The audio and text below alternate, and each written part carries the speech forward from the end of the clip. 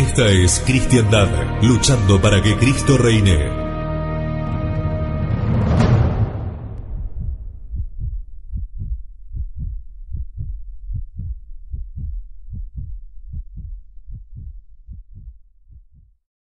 En el nombre del Padre, y del Hijo, y del Espíritu Santo. Amén.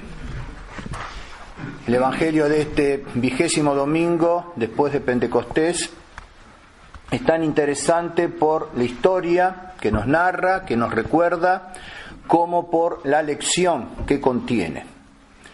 En cuanto al episodio, la historia, debemos saber que Jesús acababa de llegar a Galilea, después de haberse detenido algunos meses predicando en Judea y particularmente en Jerusalén. Cuando el Señor supo que los fariseos estaban informados de que Él hacía discípulos y que bautizaba más que Juan, abandonó la Judea y se volvió a Galilea. Estamos en los comienzos del ministerio público de nuestro Señor. Atravesó toda la Samaria, convirtió allí a la samaritana, capítulo 4, según San Juan. Se quedó allí 2 días a pedido de los samaritanos y luego continuó el camino hacia Galilea.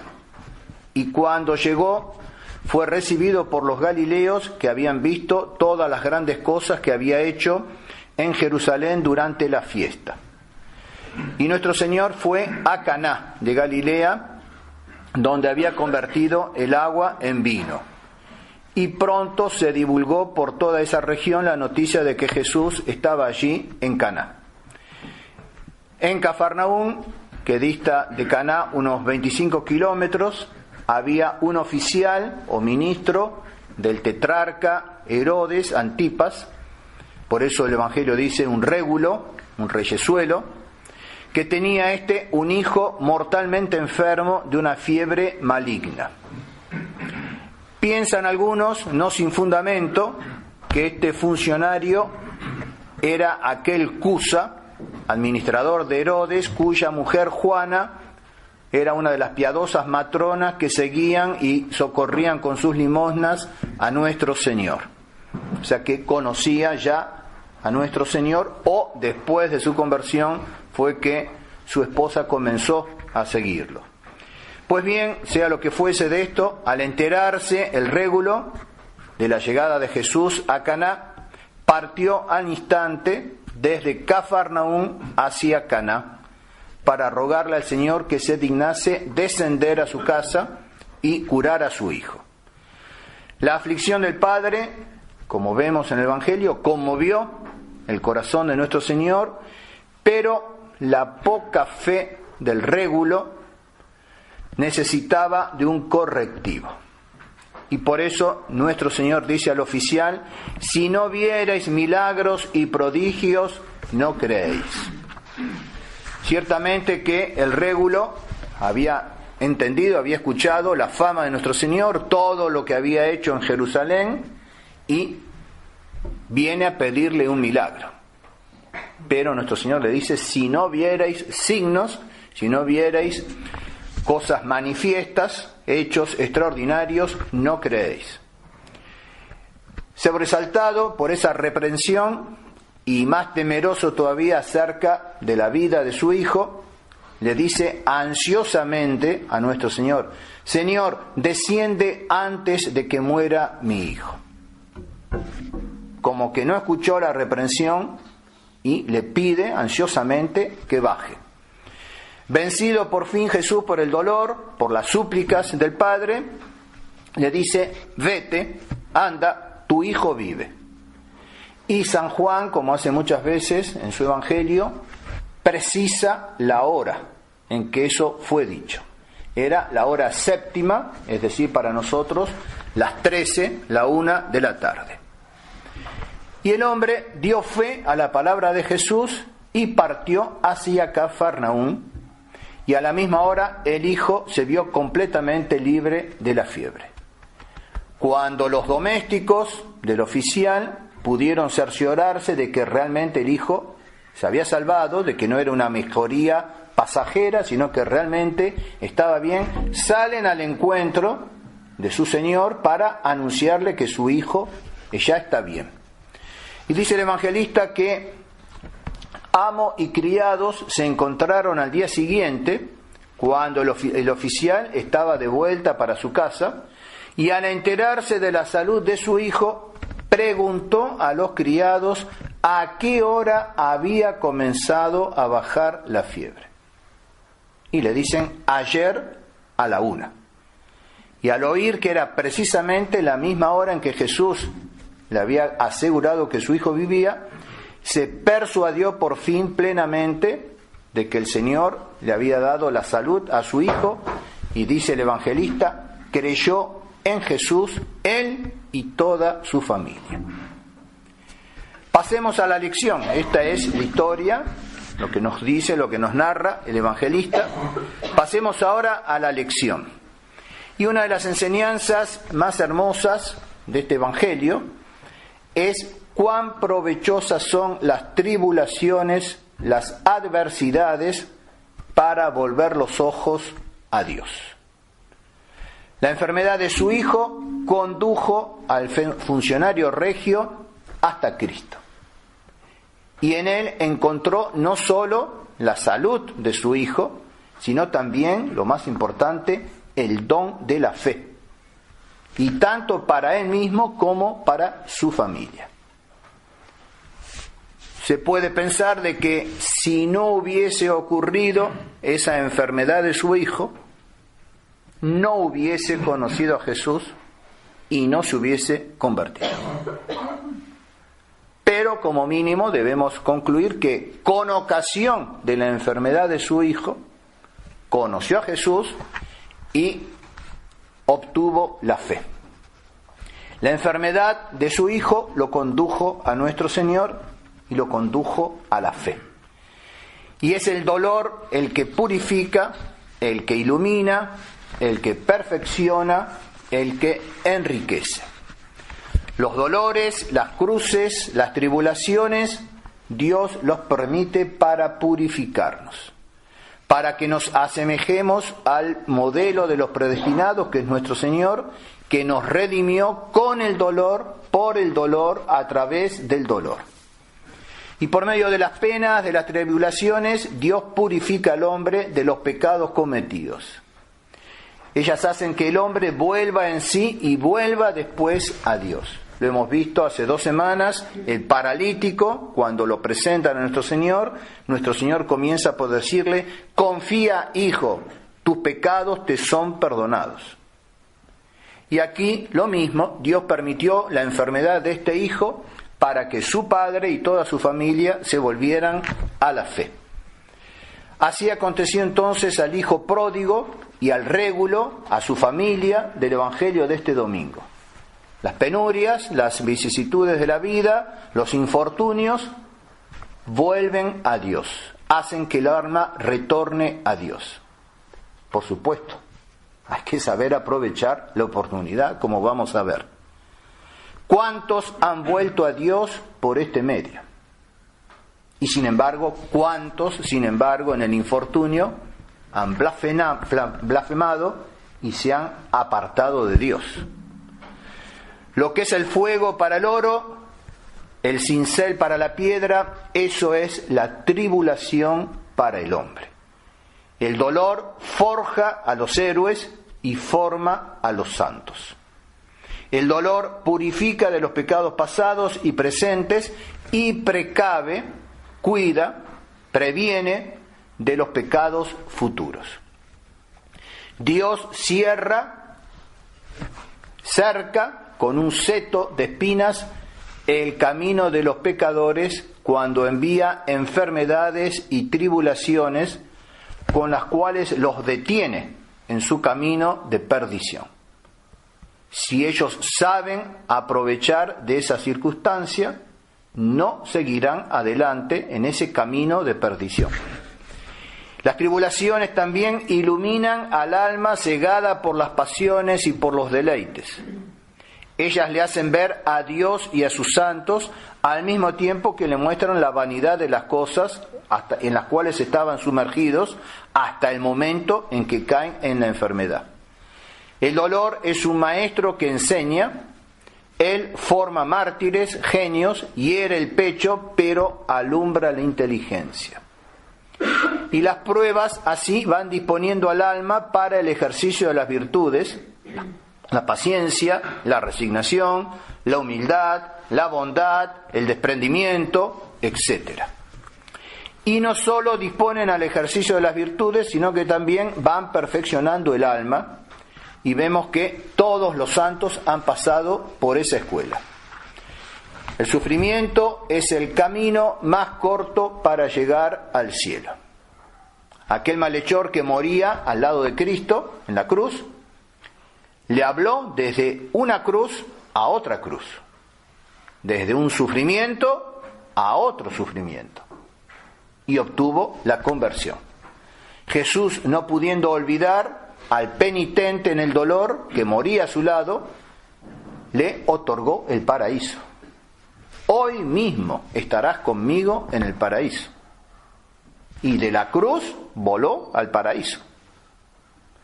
Finalmente, la tribulación es una mina preciosa de la cual podemos sacar riquezas sobrenaturales. La tribulación enriquece con verdaderos tesoros.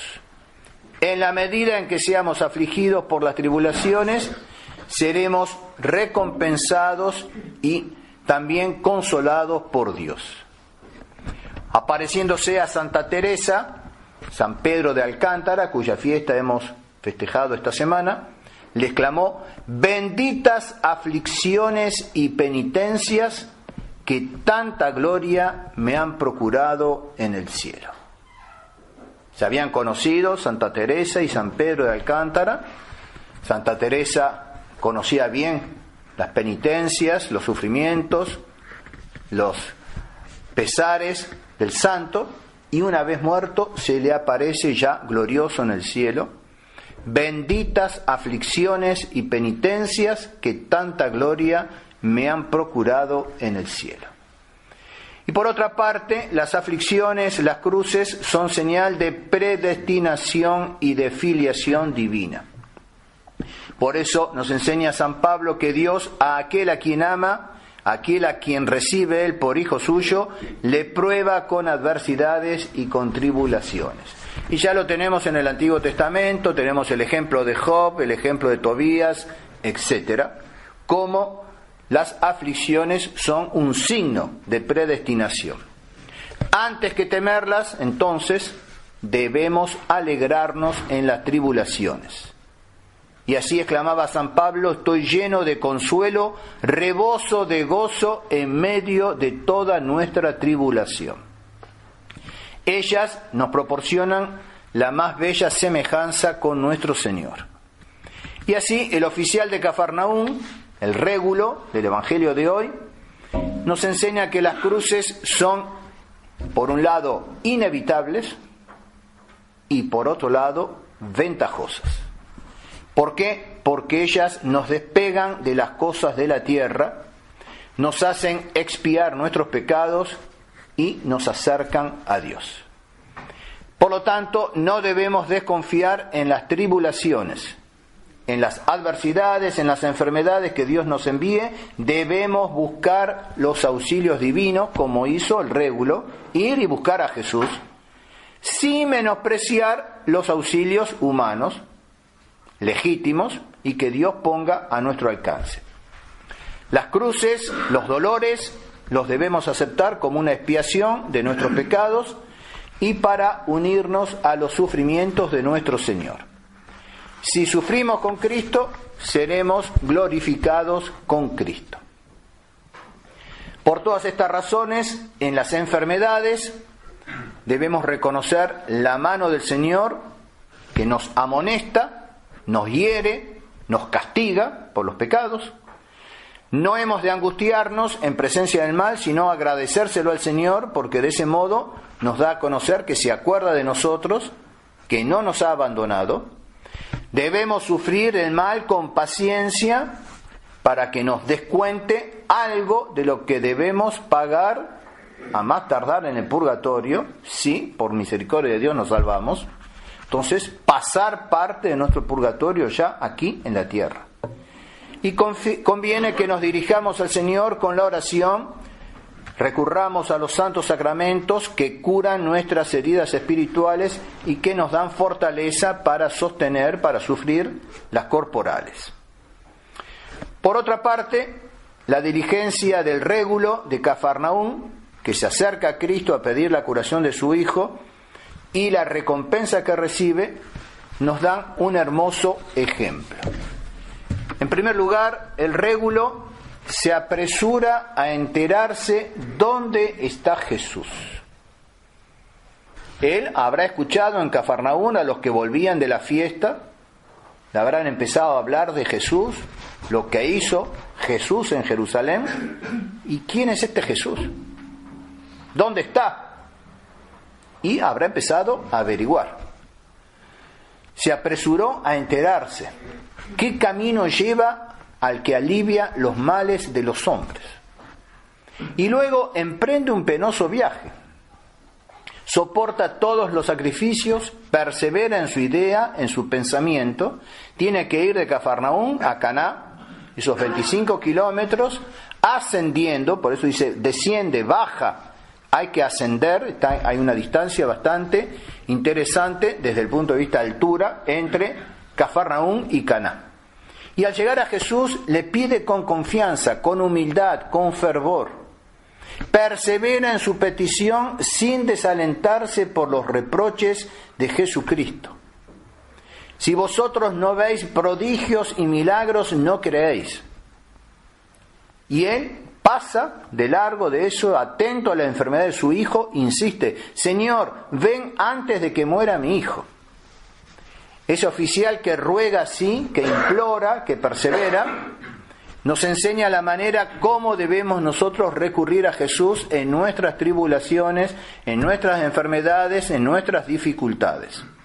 Una vez en presencia de Jesús, le ruega con fe y fervor. Y esa fe se manifiesta en 3 estadios, en 3 momentos. Primero, en sus comienzos. Si bien él no creía que Jesús pudiese curar de lejos, a la distancia, a su hijo, sin embargo, cree que le puede curar si está presente. Y por eso le pide que descienda y vaya a su casa a curar a su hijo. Y es por eso el reproche de nuestro Señor, como vamos a ver. No creía que podía curarlo a la distancia. Tenemos un ejemplo semejante, el centurión, que no era judío, era pagano, era romano. El centurión no le impide más bien a nuestro Señor que vaya a su casa. Viene, le presenta la enfermedad de su siervo. Nuestro Señor dice: yo iré. Y el centurión dice: no soy digno de que entres en mi casa. Di una sola palabra y mi siervo será salvo. A punto tal que la iglesia en su liturgia toma las palabras del centurión justamente antes de la comunión. Domine non sunt dignus. Son palabras del centurión que pedía, igual que el régulo, la curación no de un hijo, sino de un siervo. Y cuando nuestro Señor le dice que va a ir a la casa a curarlo, dice: no es necesario. No soy digno de que entres en mi casa. Era mayor la fe del centurión que la del régulo. Estamos en los comienzos entonces de la fe. Viene el progreso, segundo paso. Él creyó en la curación de su hijo por la palabra de Jesús y partió de regreso. Cuando nuestro Señor dice: anda, tu hijo vive, él va y comienza a descender hacia su casa. Y llega la fe a la perfección. No solamente cree en la palabra de Jesús, sino que se convierte en apóstol y comunica su fe a toda su familia. Dice San Beda el Venerable: en esto se da a conocer que hay grados en la fe como en las demás virtudes. Es importante saber esto. Siempre se puede crecer más en la virtud, como lamentablemente siempre se puede descender más en el vicio. Los hábitos pueden crecer, los buenos, las virtudes, los malos, los vicios. En esto se da a conocer que hay grados en la fe, como en las demás virtudes, en las cuales hay principio, desarrollo y perfección. El principio de la fe, y siempre San Beda el Venerable dice, el principio de la fe de este estuvo cuando pidió la salud de su hijo. Su incremento cuando creyó en la palabra del Salvador que le dijo, tu hijo vive, y obtuvo la perfección cuando se lo anunciaron sus criados. Todo esto es otra lección que nos da el Evangelio. Una exhortación al crecimiento siempre progresivo, en nuestro caso, en la fe. Sobre todo en la fe, dado lo del Evangelio de hoy, pero sobre todo dadas las circunstancias en las que vivimos, cuando lo principal, lo que está atacado es nuestra fe. Entonces, un crecimiento en la fe. Como expresó el apóstol San Pablo a los romanos, crezcamos en la fe, ex fide in fide, de fe en fe. Y son dignos de toda ponderación los 3 grados por los cuales pasa la fe del régulo del Evangelio de hoy. Primeramente se presenta a Jesús, le suplica que baje a Cafarnaúm, que sane a su hijo moribundo. Alguna fe tendría este ministro, pues creía que Jesús podía sanar un enfermo desahuciado. Mas esta fe era imperfecta, como dijimos, a lo menos por cuanto suponía que Jesús no podía ejercer su poder de obrar milagros a distancia, ausente del lugar donde era requerido. ¿Qué implica esto? Está Jesús, no puede negar la existencia de Jesús. Cree que Jesús puede sanar, pero piensa que tiene que estar presente. Por lo tanto, no cree que Jesús sea Dios, porque Dios es omnipresente, está en todo lugar y en todo momento. Si creyese que Jesús era Dios, no le hubiese exigido que bajase, que estuviese presente, porque Dios está presente en todo lugar. Por lo tanto, no creía que Jesús era Dios. Cree solamente en la humanidad de nuestro Señor y que es un taumaturgo, un sanador, un curandero si quieren. ¿Y cuántos hay hoy así? ¿Cuántos hay así? Que incluso sin recurrir a curanderos recurren a Jesús como un curandero. Pero no creen que sea Dios. Atención. Alguna fe tenía, pero no es la fe que justamente requiere nuestro Señor. Y por esa razón le reprende Jesús por su poca fe. Así como alabó la fe del centurión. Nunca he visto tanta fe en Jerusalén, en Israel. Hablando del centurión. Nunca he visto tanta fe. Y acá, justamente en esta ocasión, reprende la poca fe, la falta de fe. Si no viereis milagros, si no viereis prodigios, signos, no creeréis. Le reprendió entonces, pues él y los demás judíos, no contentos con los milagros que había hecho en Jerusalén, que ellos habían visto u oído, pedían siempre nuevos portentos, no tanto para confirmarse en la fe, cuanto por la pasión de ver cosas maravillosas, después de las cuales aprovecharían para creer o no, pero querían ver cosas maravillosas. Atención también, porque nosotros podemos exigir algo parecido a esto. Y nuestro Señor nos lo va a reprochar. Él quiere una fe ciega, absoluta. Si es necesario pasar a los milagros, pasará a los milagros. Pero ya eso es problema de Él. Y si nosotros, para creer o para confirmar nuestra fe, exigimos el milagro, vendrá el reproche de nuestro Señor. En segundo lugar, Cuando Jesús le dijo, viene ya un crecimiento en la fe, Jesús le dice, anda, tu hijo vive, creyó el hombre a la palabra de Jesús. Mayor era esta fe que la anterior. Y por fin, al comprobar por lo dicho por los siervos que la fiebre de su hijo había bajado a la misma hora en que había dicho nuestro Señor, cree él y toda su familia. Nuevo crecimiento en la fe. Y esta fe, en su triple grado de progresivo desarrollo, no solamente va creciendo en intensidad, en perfección, lo cual ya es bueno, es bastante, pero también va variando en su objeto y en su fundamento. Crecimiento, si se quiere, en cantidad, en intensidad, en perfección, y crecimiento en el objeto y en el fundamento, sobre todo el fundamento. Al principio el ministro creía en la potencia de Jesús, ese era el objeto, como un taumaturgo, ciertamente una potencia muy limitada en su objeto. Si no está presente, no va a curar a mi hijo. Es necesario que esté presente. No parece que su fe se extendiese mucho más allá de la humanidad de nuestro Señor.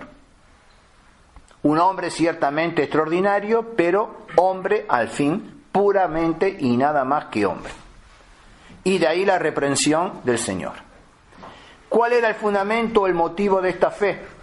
No lo dice el evangelista explícitamente, mas por lo que dice podemos nosotros colegir cuál es el fundamento de ese primer acto de fe, de esa acogida favorable que hicieron a Jesús los galileos, lo que habían visto, lo que si no escucharon, si no vieron en Jerusalén. Ese es el fundamento de esta fe incipiente. La causa son los milagros que habían visto a Jesús realizar en Jerusalén. Y entonces ese es el fundamento. Y el objeto, la humanidad taumatúrgica de Jesús. Mucho más perfecta fue su fe en el segundo grado. En cuanto al objeto, se extendió a creer que Jesús, aún ausente, podía devolver la salud a su hijo. Podía devolver la salud a un enfermo desahuciado. Ya no era necesario la presencia física, corporal de Jesús. Y el motivo, el fundamento, el motivo de esta nueva fe, de este crecimiento en la fe, claramente lo dice el Evangelio, creyó en la palabra de Jesús. Ya no es la palabra de los galileos que regresaron de Jerusalén, es la palabra de Jesús. Al decir que el ministro creyó en la palabra de Jesús, nos hace ver que la autoridad con que habló Jesús, acreditada por los milagros que el ministro había oído que él había hecho, acompañada sin duda por la acción interna de la gracia que lo va moviendo, acaso también por lo que dice San Jerónimo, reflejos de la divinidad. Muy interesante eso que dice San Jerónimo. En la humanidad de nuestro Señor, en sus ojos, en su hablar, en su porte, reflejos de la divinidad. Estoy en presencia de un hombre que es distinto a los demás.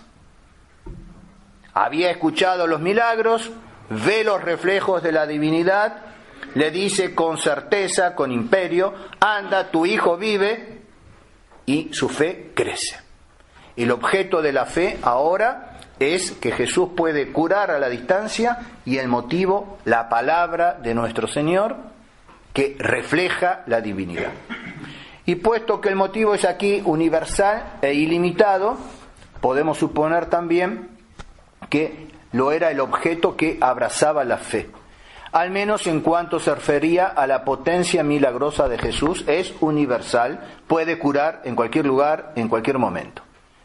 La fe en el último grado, en el último estadio, cuando ya está regresando, le salen al encuentro sus criados, certifica la hora en que empezó a mejorar el objeto no es ya simplemente la potencia, incluso ilimitada, del taumaturgo, es su misma persona, su carácter de enviado de Dios y de Mesías. Él cree ya en Jesús, el Hijo de Dios, el Mesías. Y el motivo, el fundamento de esta fe, no es ya el dicho de otros, no es solamente ya la palabra de Jesús, sino confirmado por la comprobación inequívoca del portento divino. Se realizó el milagro. El milagro y la profecía sabemos que son justamente las pruebas de las cuales se sirve Dios para probar que Él mismo, en este caso nuestro Señor, o sus enviados, justamente están haciendo, diciendo, predicando en nombre de Dios y que por lo tanto lo que dicen es cierto. Recordemos aquel pasaje famoso de San Bernardo discutiendo con Abelardo, un sofista, como el que está en Roma. Lean a propósito de la pena de muerte, lo que acaba de decir, citando el conmonitorio de San Vicente de Lérins. Se sirve del conmonitorio de San Vicente de Lérins, que vendría a ser como el libro, digamos, de cabecera de cualquier tradicionalista, para justificar lo que dice sobre la pena de muerte. Pues bien, Abelardo, sofista, lo estaba envolviendo al pobre Bernardo. No sabía cómo, y era en público, una discusión pública, y Bernardo no sabía cómo zafar de esa red que le había tendido Abelardo. Dice: basta, traigan un leproso. Traen un leproso y lo cura. Yo tengo razón, digo la verdad. Y ganó San Bernardo. Curó al leproso. El milagro, prueba de la divinidad, prueba de que alguien es enviado por Dios. Y aquí lo mismo se comprueba entonces por el portento milagroso, la fe, el crecimiento ya en el último estadio, la perfección de la fe de este régulo.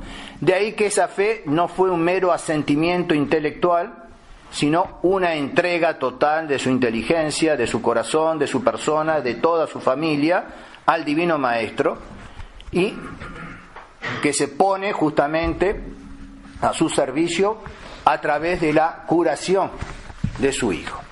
Y Jesús le recompensa. Vemos las recompensas de Jesús también son paulatinas, van creciendo.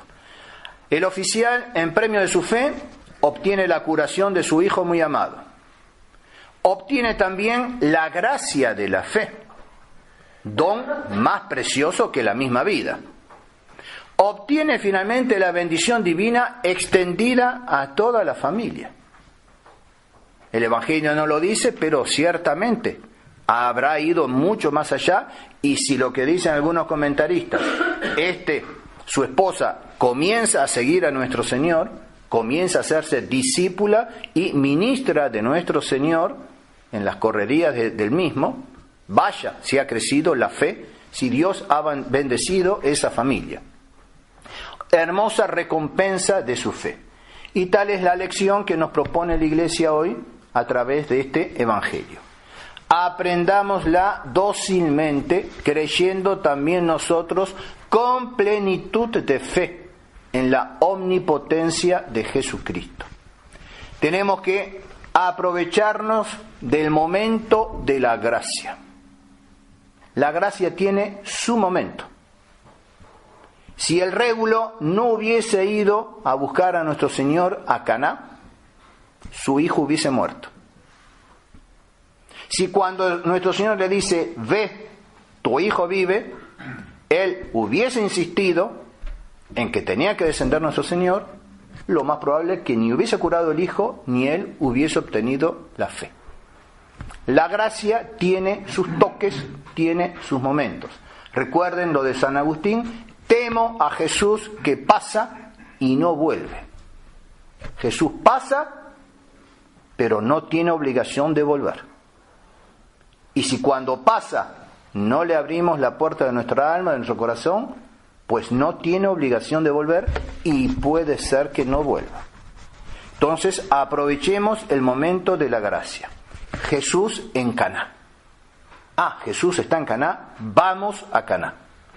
Y después aprovechemos incluso la dilación en ser concedida la gracia. Esa dilación, se toma un tiempo a veces Dios en conceder la gracia, forma parte, y tal vez una de las más importantes, cruces. Forma parte de los sufrimientos, de las penalidades que tenemos que pasar en esta vida. Más que una enfermedad, más que un dolor, más que esto, más que el otro, la dilación de aquella gracia que pedimos y no nos es concedida. Forma parte de los sufrimientos. Aprovechemos de la dilación. Si cuando nuestro Señor le dice, si no viereis milagros y prodigios no creeréis, Él inmediatamente se hubiese dado media vuelta y se hubiese vuelto a la casa, porque no le concedió la gracia que pedía. Si cuando nuestro Señor le dijo, vete, tu hijo vive, no hubiese creído y hubiese insistido, no hubiese obtenido la gracia. Aprovechemos también la dilación de la gracia. En medio de sus primeras imperfecciones, de la que nunca dudó el buen ministro, de lo único que no dudó fue de la bondad del corazón de Jesús. Esa fe en su dulcísima bondad fue la que le animó a exigirle, a pedirle que fuera a Cafarnaúm, y fue esa fe en su bondad la que lo convenció de que tenía que volver porque su hijo ciertamente ya estaba bien. Creamos también nosotros en el amor de Jesucristo y en la bondad de su corazón. Y esta fe en su bondad reparará las quiebras de nuestro espíritu, nos dará fuerzas para avanzar siempre en la ascensión a mayores alturas en la práctica de la fe y de las otras virtudes también, pero insisto, sobre todo de la fe. Doble objeto entonces, creer en Jesús, creer en su divinidad, pero creer en su bondad, creer en su misericordia. En el nombre del Padre, y del Hijo, y del Espíritu Santo. Amén.